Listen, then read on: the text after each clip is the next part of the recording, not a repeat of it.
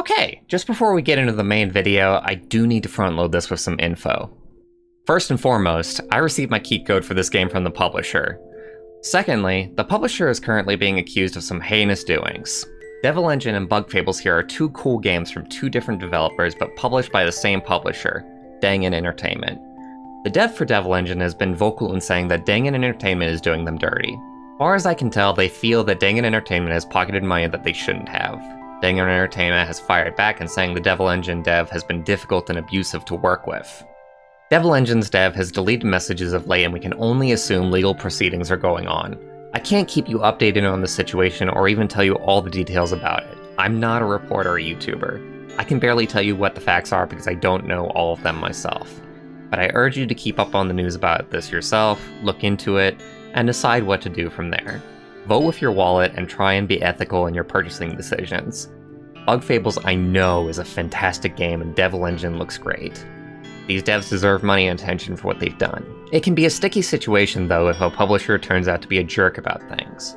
We've been seeing this a bit much in the indie space of late between Chucklefish and Nicholas. It's exhausting and saddening when so many games I love are under publishers that don't do right by their devs. But enough about that, I want to talk about Bug Fables now. Bug Fables is a game that came by crowdfunding. 20k USD asked for, 24k received. And it's a Paper Mario spiritual sequel. There's no splitting hairs here, this game is heavily inspired by Paper Mario and rips just about every single part about it off.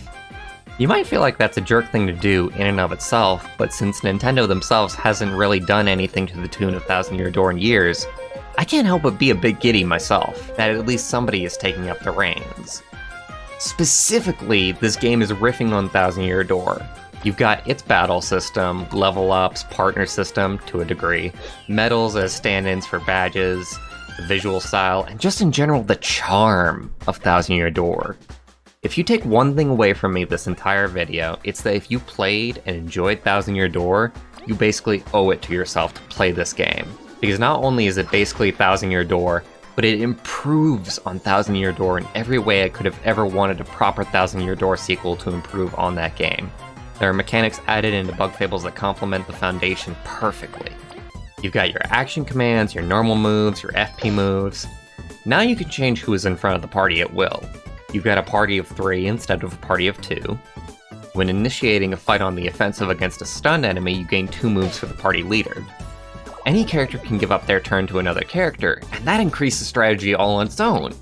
It has that same kind of Thousand Year Door flow, where it's not just a matter of throwing your stats against an enemy's stats, you're thinking about what it's weak to, shooting out of the air so ground attacks can hit it, freezing enemies so you can get a turn of healing going.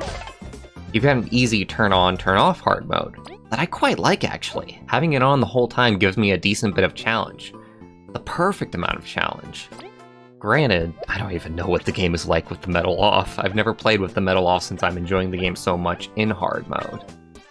Personally, I think this game is better than Thousand Year Door.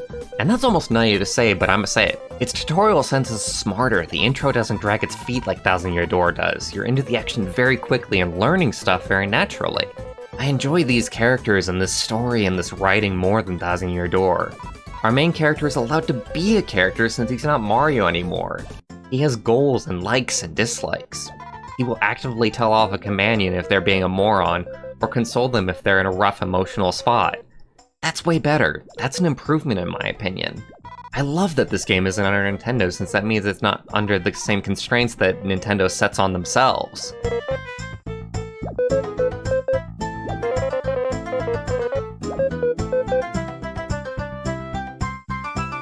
The world is fantastic! It's a joy to explore and experience. Just like Thousand Year Door, you get creative and unique background characters around every corner. By Chapter 2 of this game, I'm wondering just how many character models they've had to make. It feels like more than Thousand Year Door. Sticker Star, the sequel to Thousand Year Door, is criticized by fans for getting rid of all the background characters in favor of toads. All toads. Bug Fables is a breath of fresh air after that utter nonsense. The game's content level is just as nutty as the Thousand Year Door, seemingly.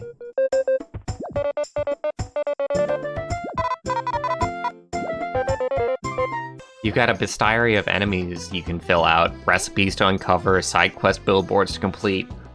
All of this bound to Steam achievements if you're into Steam achievements. I'm that guy. Love me a good completionist game with Steam achievements attached. Currently, as of this video, I've just completed Chapter 2 out of what looks like 7. And I'm just having so much fun and eagerly looking forward to each play session. The game has a great main story going on with a good bit of mystery and intrigue flowing through its narrative. I'm invested.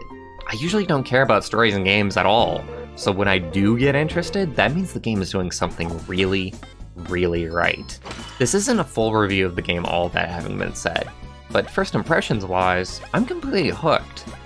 The dev for this game is Moonsword Games, and I wish I knew more about them, but finding any info about their number and members isn't the easiest thing, but I just want to congratulate them on a fantastic job.